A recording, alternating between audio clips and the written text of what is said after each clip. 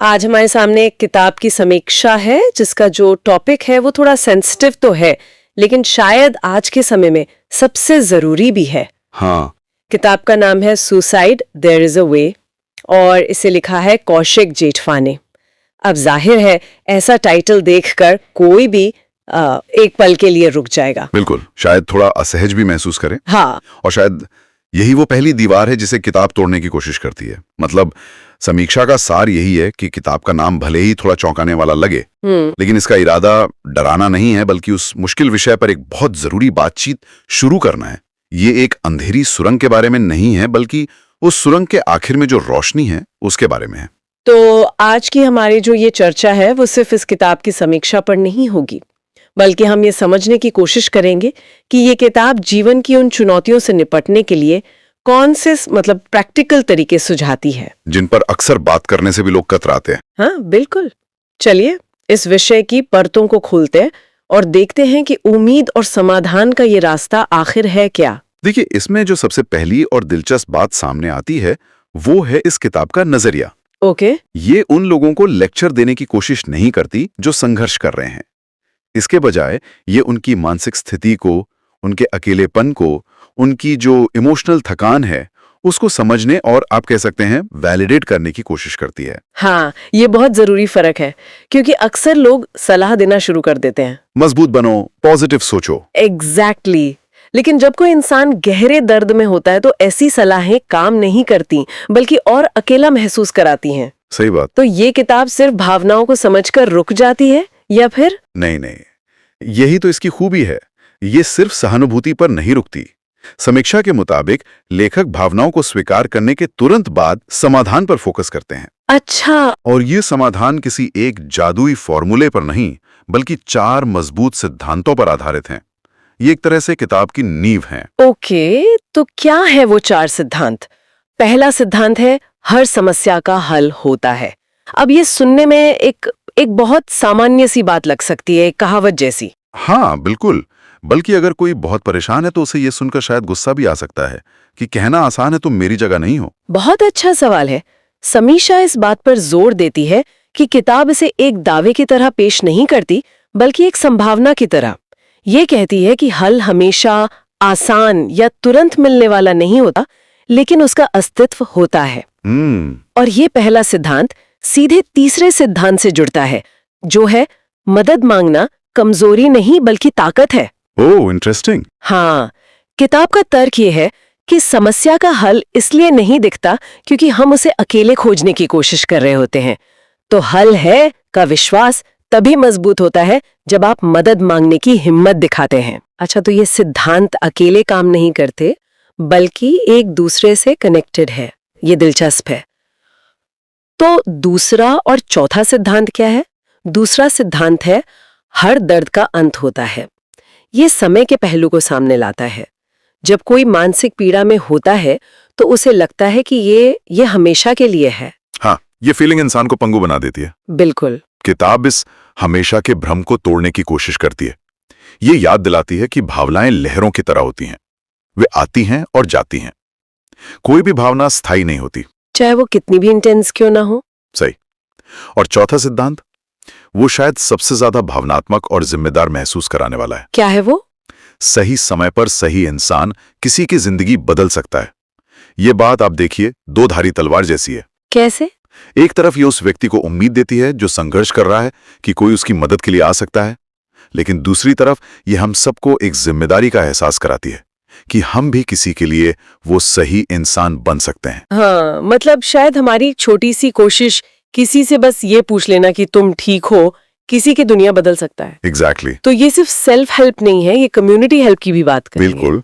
ये 4 सिद्धांत मिलकर एक ऐसा सुरक्षा कवच बनाते हैं जो सिर्फ पॉजिटिव सोच पर आधारित नहीं है, बल्कि एक्शन, समय और आपसी जुड़ाव पर आधारित है। ठीक है, ये सिद्धांत तो समझ में आते हैं, लेकिन अक्सर ऐसी किताबें क्या करना है ये तो बता देती हैं, पर कैसे करना है इस पर ज्यादा बात नहीं करती। क्या समीक्षा इस बारे में कुछ कहती है? हाँ, और यहीं पर यह चर्चा और गहरी हो जाती है। समीक्षा में बताया गया है कि लेखक सिर्फ ये नहीं कहते कि नकारात्मक मत सोचो, वो समझाते हैं कि नकारात्मक विचार काम कैसे करते हैं। किताब इसे एक डाउनवर्ड स्पाइरल, या एक तरह के दुष्चक्र के रूप में। डाउनवर्ड स्पाइरल, इसका क्या मतलब है? इसे थोड़ा और समझाएंगे? इसका मतलब है एक फीडबैक लूप, जहां एक छोटी सी नकारात्मक बात बड़ी होती चली जाती है। मान लीजिए किसी को काम में एक छोटी सी नाकामी मिली। ओके। पहला विचार आया, मैं इस काम में अच्छा नहीं हूं। इस विचार की वजह से वो दूसरों से कटने लगता है, अकेला रहने लगता है, और अकेलापन उस विचार को और मजबूत करता है। हाँ। मैं किसी काम का नहीं हूं, इसीलिए कोई मुझसे बात नहीं करना चाहता। यह अकेलापन और नकारात्मकता एक दूसरे को बढ़ाते जाते हैं, जब तक कि इंसान को यह विश्वास नहीं हो जाता कि उसकी स्थिति निराशाजनक है। तो ये एक धीमी प्रक्रिया है जो शायद व्यक्ति को पता भी नहीं चलता कि वो कब इसमें फंस गया, और अकेलापन इसमें मतलब ईंधन का काम करता है। एकदम सही। समीक्षा में इस बात पर खास जोर है कि किताब अकेलेपन को सिर्फ अकेले होने की स्थिति नहीं मानती, ये एक मानसिक अवस्था है। मतलब भीड़ में होकर भी अकेला महसूस करना। हाँ, क्योंकि उसे लगता है कि कोई उसे समझ नहीं सकता। ये किताब इस प्रक्रिया को खोलकर पाठक के सामने रखती है, ताकि व्यक्ति खुद को या अपने किसी प्रियजन को उस स्पाइरल में पहचान सके। और पहचानना ही उसे तोड़ने का पहला कदम है। बिल्कुल। तो फिर इस स्पाइरल को तोड़ने का तरीका क्या बताया गया है? अगर कोई इतना अकेला और नकारात्मक महसूस कर रहा है, तो वो खुद को इससे बाहर कैसे निकालेगा? इसका समाधान है सही मार्गदर्शन, गाइडेंस। और यहाँ मार्गदर्शन का मतलब सिर्फ किसी प्रोफेशनल काउंसलर के पास जाना नहीं है।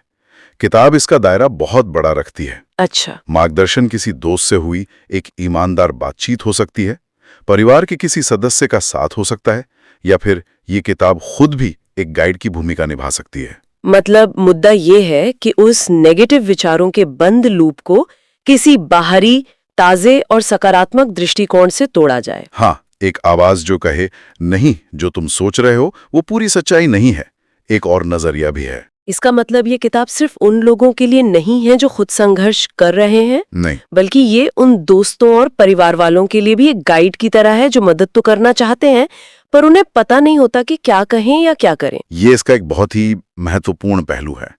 अक्सर हम अपने प्रियजनों को तकलीफ में देखकर घबरा जाते हैं, है ना? हाँ बिल्कुल, डर लगता है कि कहीं हम कुछ गलत ना कह दें। सही। ये किताब उस डर को कम करती है। ये हमें सिखाती है कि कभी-कभी सबसे बड़ी मदद सिर्फ सुनना होता है, बिना कोई समाधान दिए। तो इसका मतलब ये हुआ कि ये किताब पाठक में कुछ ठोस बदलाव लाने का इरादा रखती है। समीक्षा में इसके कुछ फायदों का भी जिक्र किया गया था, जैसे पॉजिटिविटी, इमोशनल स्ट्रेंथ। हाँ, आत्म जागरूकता में बढ़ोतरी। ये शब्द सुनने में तो अच्छे लगते हैं, पर असल में इनका मतलब क्या है? चलिए पॉजिटिविटी में बढ़ोतरी से शुरू करते हैं। बिल्कुल। देखिए, ये सब कुछ अच्छा है वाली झूठी सकारात्मकता नहीं है। ये इस विश्वास को मजबूत करना है कि मुश्किलों के बावजूद समाधान खोजना संभव है। ये उम्मीद बनाए रखने की क्षमता है। और भावनात्मक शक्ति का विकास, ये सिर्फ मजबूत महसूस करने से अलग कैसे है? भावनात्मक शक्ति का मतलब है अपनी भावनाओं को समझने और उन्हें मैनेज करने की क्षमता, न कि उन्हें दबाने की। ये स्वीकार करना कि दुखी होना ठीक है, निराश होना ठीक है, लेकिन इन भावनाओं को अपने ऊपर हावी नहीं होने देना। एक तरह की इमोशनल रेजिलियंस। परफेक्ट शब्द। और तीसरा, आत्म जागरूकता यानी सेल्फ अवेयरनेस। इसका मतलब अपने थॉट पैटर्न्स को पहचानना। हाँ, ये समझना कि कौन सी बातें या परिस्थितियां आपके नकारात्मक विचारों को ट्रिगर करती हैं। जब आप अपने मन के काम करने के तरीके को समझने लगते हैं, तो आप उसे बेहतर ढंग से कंट्रोल कर सकते हैं। आप उस डाउनवर्ड स्पाइरल को शुरू होने से पहले ही पकड़ सकते हैं। बिल्कुल, ये खुद का डॉक्टर बनने जैसा है। तो ये किताब एक तरह का मानसिक और भावनात्मक टूल किट है। ये आपको सिर्फ दिलासा नहीं देती, बल्कि आपको ऐसे औजार देती है जिससे आप खुद अपनी मदद कर सकें। यही इसका लक्ष्य है, और इसी वजह से समीक्षा में इस किताब के लिए एक बहुत बड़ी टारगेट ऑडियंस की सूची दी गई है। हाँ, उस सूची में छात्र और युवा शामिल थे। ये तो समझ आता है, उन पर पढ़ाई, करियर का बहुत दबाव होता है। माता पिता और शिक्षक भी थे। सही। लेकिन सूची में एक वाक्य था जो इसका दायरा बहुत बहुत बड़ा कर देता है। कोई भी जो कभी इमोशनली कमजोर महसूस करता हो। इसका मतलब तो ये हुआ कि ये किताब हम सबके लिए है। हाँ। ऐसा कौन है जिसने कभी भावनात्मक रूप से कमजोर महसूस न किया हो? बिल्कुल। और यही इस किताब के संदेश को यूनिवर्सल बनाता है। ये मेंटल हेल्थ को किसी खास समस्याग्रस्त समूह की बीमारी के तौर पर नहीं देखती, बल्कि जीवन का एक हिस्सा मानती है, जिसे हर किसी को समझना और संभालना होता है, ठीक फिजिकल हेल्थ की तरह। सही। सूची में सलाहकारों मतलब काउंसलर्स और कोच का भी जिक्र था। ये थोड़ा हैरान करने वाला है। जो लोग पहले से इस फील्ड के एक्सपर्ट हैं, उन्हें इस किताब से क्या मिलेगा? शायद एक नया दृष्टिकोण या फिर एक ऐसा सरल रिसोर्स जिसे वो अपने क्लाइंट्स को सुझा सकें। कभी कभी विशेषज्ञ बहुत तकनीकी भाषा में बात करते हैं, है ना? हाँ, बिल्कुल। ये किताब उन जटिल विचारों को आम आदमी की भाषा में पहुंचाने का एक पुल बन सकती है। तो कुल मिलाकर अगर हम इस सारी चर्चा को समेटें, तो समीक्षा का अंतिम फैसला क्या है? किताब के नाम में जो सुसाइड शब्द है, क्या किताब उसी तक सीमित है? नहीं, समीक्षा का निष्कर्ष ठीक इसके विपरीत है। वो कहती है कि ये किताब उस शब्द के बारे में कम और जीवन के बारे में ज्यादा है। अच्छा, समीक्षा इसे 3 शब्दों में परिभाषित करती है: जीवन बचाने वाली, उम्मीद से भरी और आंतरिक शक्ति देने वाली। जीवन बचाने वाली एक बहुत बड़ा दावा है। हाँ, लेकिन इसे सिर्फ शाब्दिक अर्थ में नहीं देखना चाहिए। ये उस नजरिए को बचाने वाली किताब है जो जीवन को जीने लायक बनाता है। जब कोई उम्मीद खो देता है तो एक तरह से उसका जीवन खत्म हो जाता है ना? भले ही वो सांस ले रहा हो। हाँ, यह किताब उस उम्मीद को बचाती है। और आंतरिक शक्ति देने वाली। इसका मतलब है कि ये पाठक को बैसाखी नहीं थमाती, बल्कि उसे अपने पैरों पर खड़ा होना सिखाती है। ये एम्पावरमेंट है। तो फिर समीक्षा के अनुसार इस किताब का असली संदेश क्या है? इसका असली संदेश इसके शीर्षक के दूसरे हिस्से में छिपा है। देयर इज अ वे, एक रास्ता है। हाँ, यह किताब उस रास्ते के बारे में है, और वो रास्ता सिर्फ जिंदा रहने का नहीं, बल्कि उम्मीद, सेल्फ अवेयरनेस और अपनी अंदरूनी ताकत के साथ जीने का है।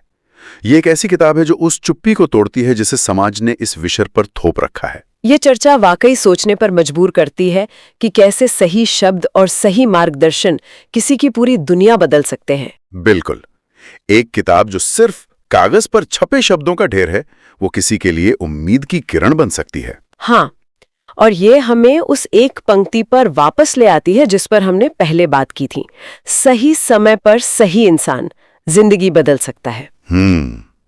ये हमें एक गहरे सवाल के साथ छोड़ जाती है। हम सब शायद प्रोफेशनल काउंसलर या मनोचिकित्सक नहीं बन सकते। सही बात है। लेकिन हम अपने रोजमर्रा के जीवन में अपने दोस्तों, परिवार या सहकर्मियों के लिए वो सही इंसान कैसे बन सकते हैं?